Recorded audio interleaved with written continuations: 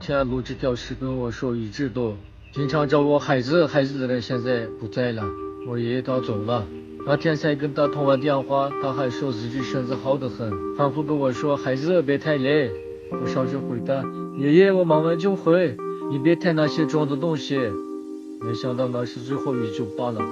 最对不起他的是，他走的时候我没在他身边，走得太突然了，可我怎么也不行。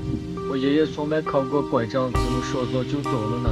这几年拍视频，他从不说让我多赚钱，总念叨钱够花就行，好好照顾自己最重要。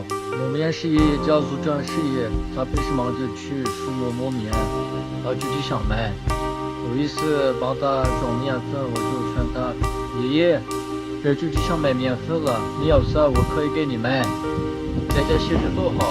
他说啥玩意我去机场20多年了，现在不是为了买面粉去的，去机场才开心，那有我好多认识的人能聊聊天，我喜欢这样。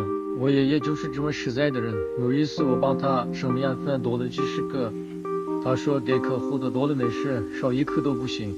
我以前觉得日子还长，等我有空了带他去看看大城市，看看那些他没见过的美丽地方。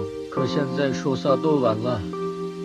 最后想跟大家说句心里话，我们总觉得老人会等我们赚够钱有空了，可时间哪有那么多呢？有空多回家看看老人，陪他们坐一会儿说说话，别像我一样现在想听爷爷喊我一声孩子孩子都成了失望。